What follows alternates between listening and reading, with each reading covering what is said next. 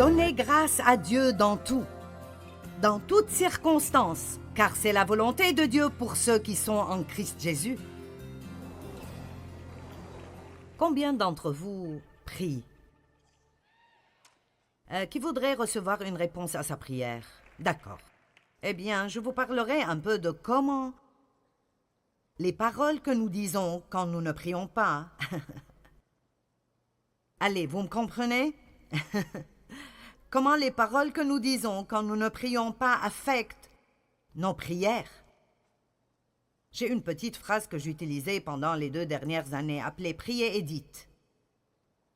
Ne priez pas pour que votre enfant soit sauvé, pour raconter après comment vous avez peur qu'il reste accroché à la drogue et qu'il aille en prison.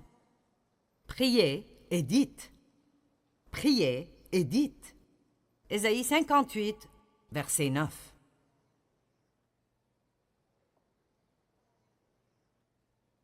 Peut-être que certains d'entre vous qui ont entendu que j'allais enseigner à propos des paroles ce soir, vous avez pensé « Oh, je n'ai pas besoin de cela, je n'irai pas. » Mais vous avez besoin de cela, et moi aussi. Dieu s'occupe de moi à un niveau plus profond à propos des paroles de ma bouche. Et j'ai dit à quelqu'un aujourd'hui, je pense que ça va être ma fête. Je me suis améliorée, mais je ne suis pas parfaite en cela. Ceux qui parlent beaucoup ne le sont pas. Et même vous, les silencieux, vous ne le dites peut-être pas à haute voix, mais c'est là-dedans. Nous avons besoin de paroles intérieures qui doivent changer. Amen. Et je veux changer. Je veux m'améliorer. Je suis trop vieille pour perdre mon temps. Je veux avoir la victoire. Ce qui m'a pris 5 ans pour vaincre il y a 20 ans, je veux l'avoir en 5 jours maintenant. Je ne veux pas traîner et traîner, je veux que Dieu me montre la puissance de mes paroles d'une telle façon que j'aurai en moi une crainte révérentielle de Dieu pour ne pas dire des choses qui me blesseront ou blesseront quelqu'un d'autre. Et seul Dieu peut nous révéler cela. Alors si vous ne pensez pas que vous avez besoin de cela ce soir, je prêcherai à moi-même parce que j'en ai besoin. Amen. Ésaïe 58. Verset 9, Ésaïe 58 parle de ce qui plaît à Dieu et ce qui ne lui plaît pas. Mais ceci parle des prières répondues et les paroles de notre bouche. Quand tu appelleras, l'Éternel répondra. Quand tu crieras à l'aide, il dira « Je suis là ». Ah, combien d'entre vous voudraient cela? Si, que tout le monde dise « si ».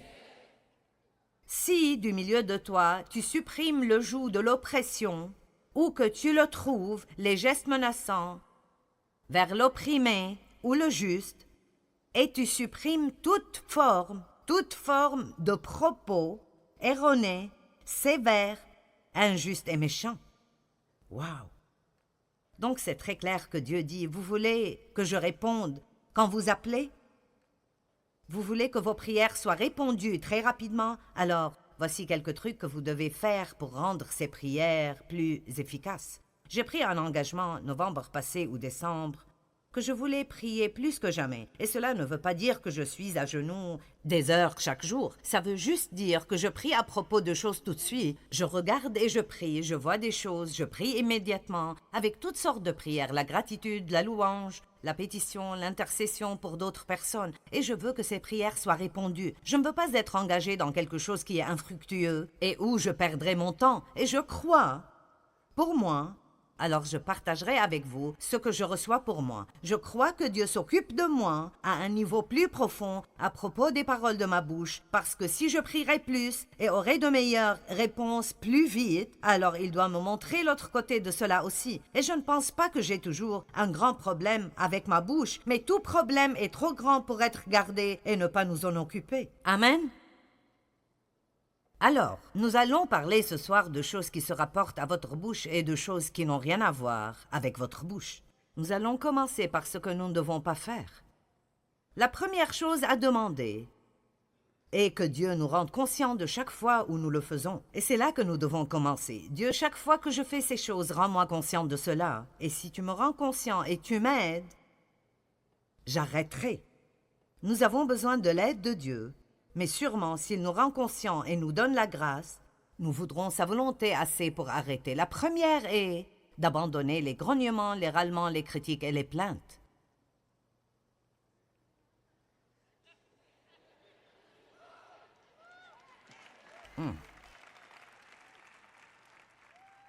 Vous ne pouvez plus vous plaindre à propos de votre travail, ni à propos de votre patron, ni à propos de votre vieille voiture, votre maison minuscule ou quoi que ce soit que vous n'aimez pas, d'accord? Ce mari pour lequel vous avez cru Dieu, ces enfants pour lesquels vous avez prié. Les Israélites ont marché dans le désert pendant 40 ans pour faire un trajet de 11 jours. C'est triste. Et l'une des plus grandes raisons est qu'ils n'arrêtaient jamais de se plaindre.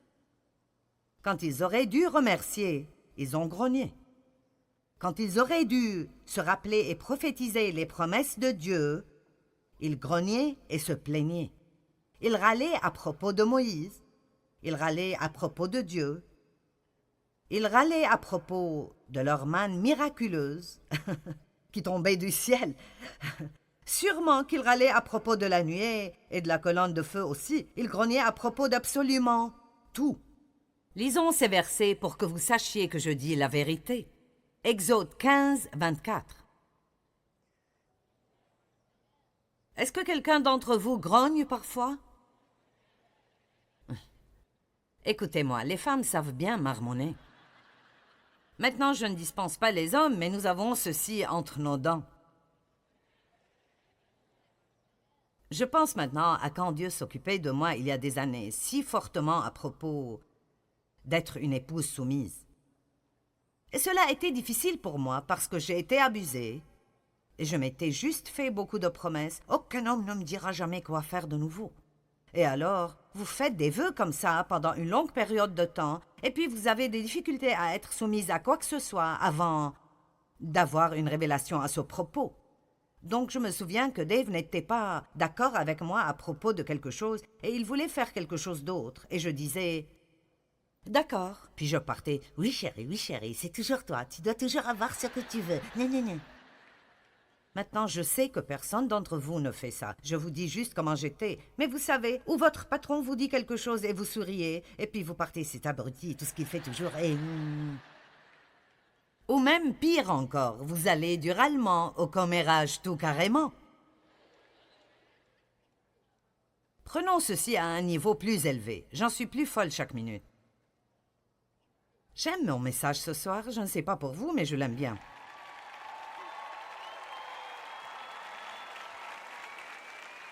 D'accord, Exode chapitre 15, verset 24.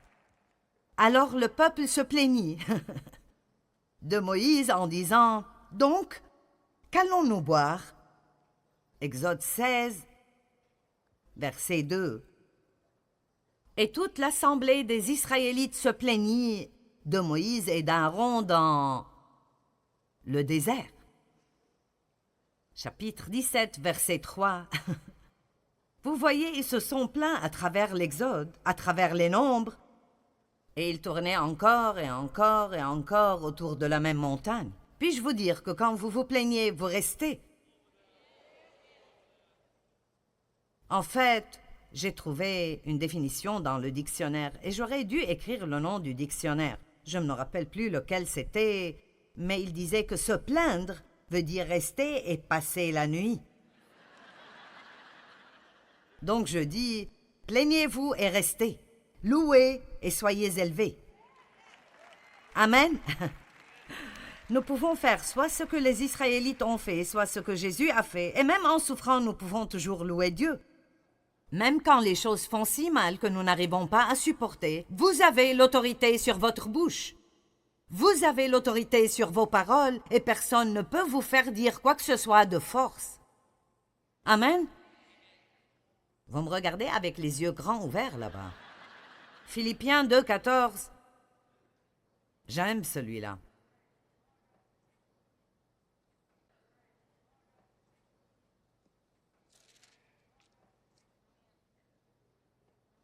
C'est drôle, parfois je vous dirais juste, ouvrez à Philippiens 2, 14 et lisez-le en silence. Je n'ai pas besoin d'attendre très longtemps. Et c'est comme... Faites toutes choses. Toutes choses. Oh, mon Dieu. Je ne peux pas me plaindre quand je nettoie la maison. Je ne peux pas me plaindre quand je conduis dans l'embouteillage. Je ne peux pas me plaindre à propos des prix élevés. Je ne peux pas me plaindre à propos du gouvernement.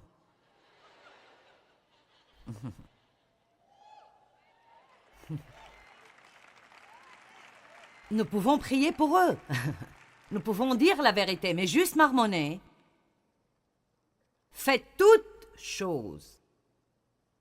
Maintenant, je ne sais pas pour vous, mais je ne pense pas que j'ai déjà pu le faire pendant une journée entière. Je suis honnête. Peut-être pas la plainte tout carrément, mais le marmonnement, c'est... Nous parlons d'un tout autre niveau maintenant. J'ai si froid et j'ai si chaud. Je veux dire, certains d'entre vous ont marmonné à propos de la place que vous n'avez pas eue. Vous marmonnez à propos des lumières qui sont dans vos yeux, mais vous aimez le programme télé. Voudriez-vous le voir dans le noir?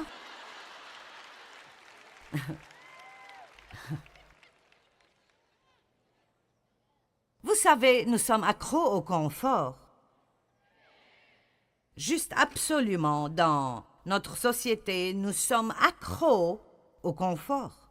Je veux dire, je pourrais aller en Inde et les gens marcheraient pendant des jours, et je n'exagère pas, des jours, pour venir à une conférence. Ils s'assoiraient dans un champ en plein air. Ils s'assoiraient là, et je ne sais pas comment ils font cela, mais ils s'assoiraient toute la journée et n'iraient même pas à la salle de bain. Et je dis, je ne sais pas quel genre de vessie vous avez, mais j'ai besoin d'une pause.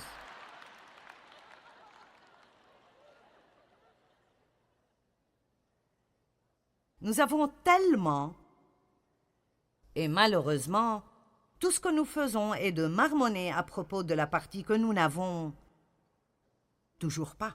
Mais cela peut changer. Ça peut changer rapidement, ça peut changer radicalement, et nous pouvons prendre la décision ce soir. C'est le moment, je trace la limite maintenant. Vous pouvez inviter Dieu, mais ne lui donnez pas une invitation si vous ne voulez pas qu'il l'accepte. Mais vous pouvez inviter Dieu. Je veux, Seigneur, que tu contrôles ma bouche et je veux que tu commences à me faire savoir chaque fois que je te déplais avec mes paroles. Ne me laisse plus vivre comme cela. Je ne veux plus vivre avec cela.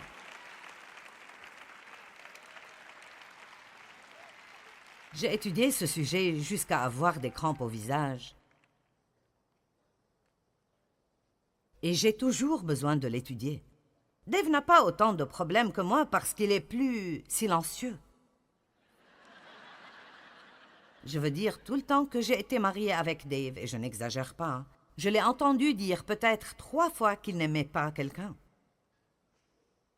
Je veux dire, j'ai eu 50 ans avant de trouver 3 personnes que j'aimais.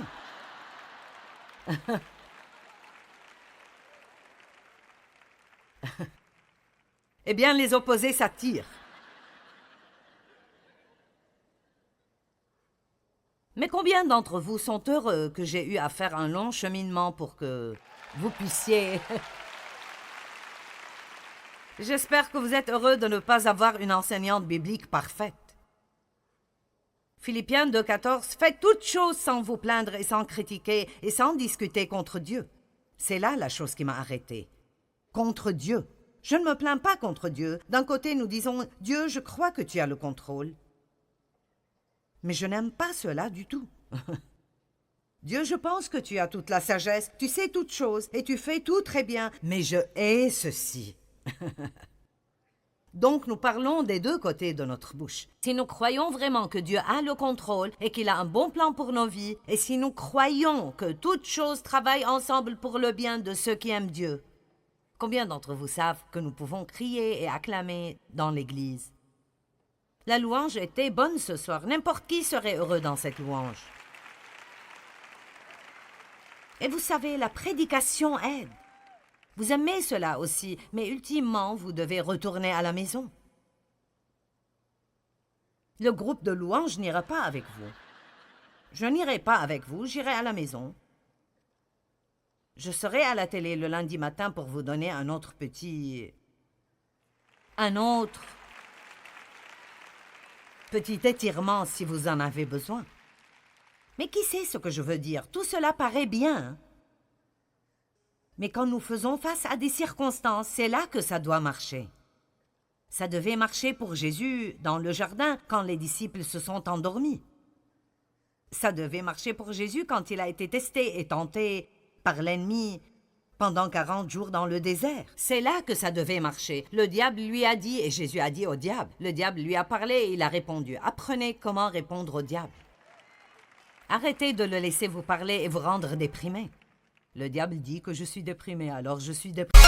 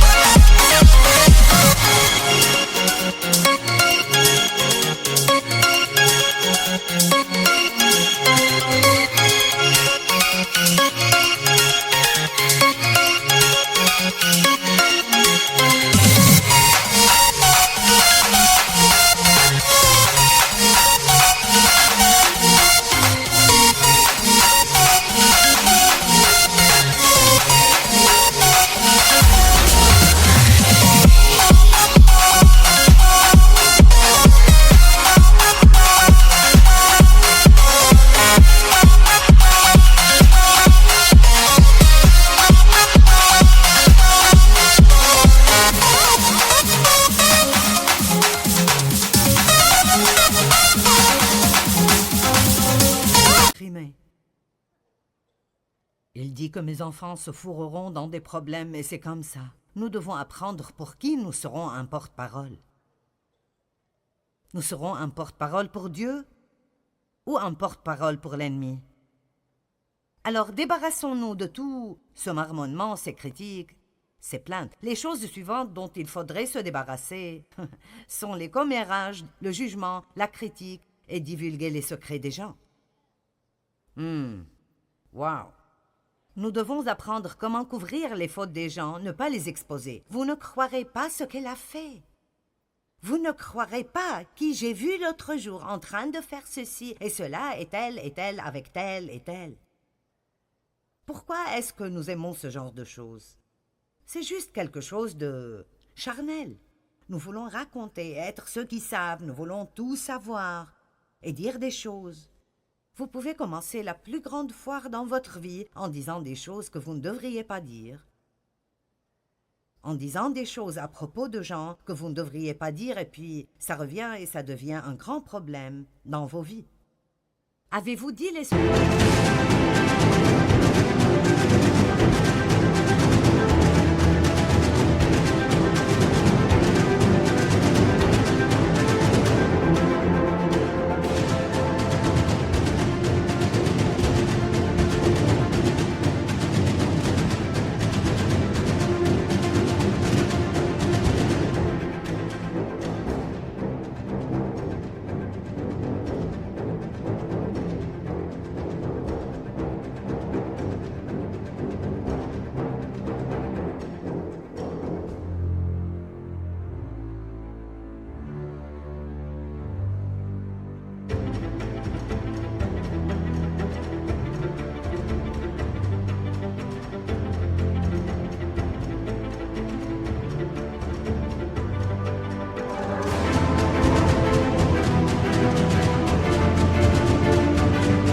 de quelqu'un et puis ils ont découvert que vous avez dit leur secret?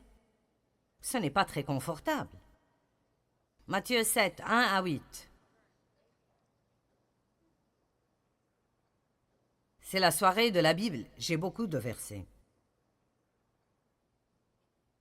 Ce truc de la bouche n'est pas mon idée, c'est l'idée de Dieu.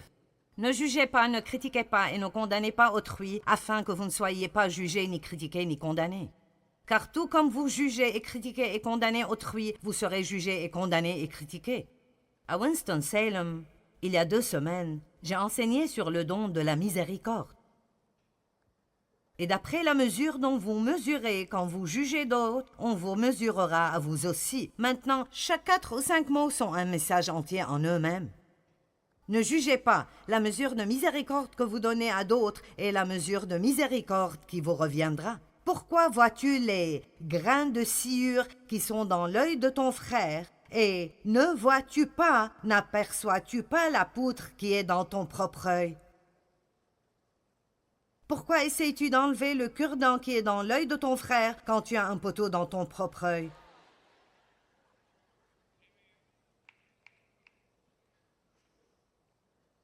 Jésus a dit que celui d'entre vous qui n'a jamais commis de péché lance la première pierre. La meilleure façon que je connaisse, la seule façon correcte dont nous devons juger quelqu'un d'autre. Maintenant, je ne parle pas de juger le péché. Nous devons savoir ce que le péché est et nous devons pouvoir juger ce péché, mais nous ne devons pas juger les pécheurs. Il y a une différence. Eh bien, je ne ferai jamais cela. Faites très attention. Je ferais très attention si j'étais vous. Je l'ai dit et j'ai dû ravaler mes mots aussi. Combien d'entre vous comprennent d'où je viens? Et je ne parle pas de s'occuper de choses d'une manière divine. Je ne parle pas de cligner les yeux au péché et regarder par-dessus les méfaits. Je ne parle pas de ça. Je parle de ce que je crois être une attitude haineuse envers les gens. Je crois que ce jugement dont il parle est une attitude envers les gens qui jugent. Comment peux-tu faire cela? Je ne peux pas croire que tu as fait cela. Nous savons ce qu'ils ont fait, mais seul Dieu sait pourquoi ils l'ont fait.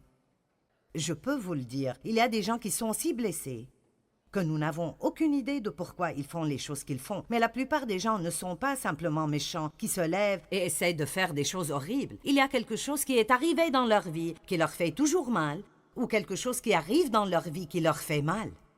Quelque part dans leur vie, il y a un déficit et ils font peut-être la mauvaise chose pour essayer de le combler, pour remplir un vide dans leur vie, pour remplir un grand vide dans leur vie, et ils choisissent les mauvaises choses pour essayer de le combler. Et s'il n'y avait pas la grâce de Dieu, je serais foutu. Amen. Donc nous pouvons dire, vous savez, eh bien, ce frère est dans l'adultère et c'est mauvais, je vais prier. Amen. Verset 5. Hypocrite.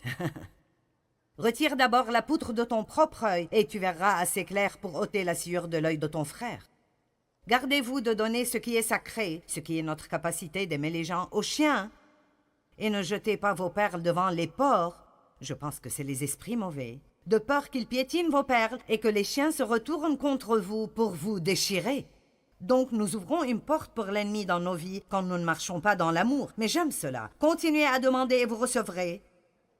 Continuez à chercher et vous trouverez. Continuez à frapper et l'on vous ouvrira la porte. Donc il va tout de suite de parler de ne pas juger ni critiquer les gens à la prière et à persévérer dans la prière. Donc nous ne pouvons pas juste penser que ce sont deux sujets totalement indépendants.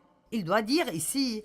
Je veux que vous priez et que vous frappiez jusqu'à ce que quelqu'un ouvre et que vous cherchiez jusqu'à ce que vous trouviez. N'abandonnez jamais la prière. De bonnes choses arrivent, mais comment traitez-vous les gens? Faites attention à l'attitude que vous avez envers les gens. N'ayez pas un esprit critique, hypocrite, de jugement envers les gens. Montrez plus de miséricorde. Dieu peut répondre à nos prières beaucoup plus rapidement si nous montrons plus de miséricorde que de jugement et de critique. Amen. Il y a beaucoup de gens dans le monde qui sont perdus, ils se sentent invisibles, ils n'ont pas d'éducation concernant ce qui est bon ou mauvais, et ils ont besoin de prière beaucoup plus qu'ils ont besoin de critique et de jugement. Il y a beaucoup d'autres versets à propos de ne pas juger autrui, mais je vais passer. La chose numéro 3, à ne pas faire avec votre bouche. Ne donnez pas votre opinion quand on ne vous la demande pas. J'ai fait cela en venant ici ce soir. Et si je vous donnais un verset qui dit « Mêlez-vous de vos affaires », vous voulez l'entendre? Très bien, j'y suis. 1 Thessaloniciens 4:9. Mais concernant l'amour fraternel, pour tous les chrétiens, vous n'avez pas besoin d'instructions écrites car Dieu vous a lui-même appris à vous aimer mutuellement. Et c'est ce que vous faites déjà. Vous étendez et montrez votre amour envers tous les frères et sœurs à travers la Macédoine. Mais nous vous invitons et nous vous exhortons ardemment, frères, à faire toujours plus de progrès dans cette région en mettant votre ambition et votre point d'honneur, ce qui veut dire faites un effort, à vivre dans la tranquillité et dans la paix, à vous occuper de vos propres affaires et à gagner votre vie par votre propre travail. Donc, ceci dit, restez occupés à faire de bonnes œuvres, occupez-vous de vos affaires et fermez la bouche. Amen. La plupart d'entre nous parlent probablement plus que nous faisons quoi que ce soit d'autre, mais nous ne savons peut-être pas ou on ne se rappelle pas combien nos paroles sont importantes. Nous pouvons dire des paroles de marmonnement et de plainte, et ça fera que tout le monde autour de nous se sente mal, et ça nous fera nous sentir mal, et ça ouvrira la porte pour que le diable travaille dans nos vies. Ou nous pouvons ouvrir nos bouches et être reconnaissants. Il y a tellement de choses pour lesquelles nous sommes reconnaissants, et je crois que cela libère la puissance de Dieu dans nos vies. Utilisez votre bouche pour quelque chose qui sera bien pour vous et pour tout le monde autour de vous.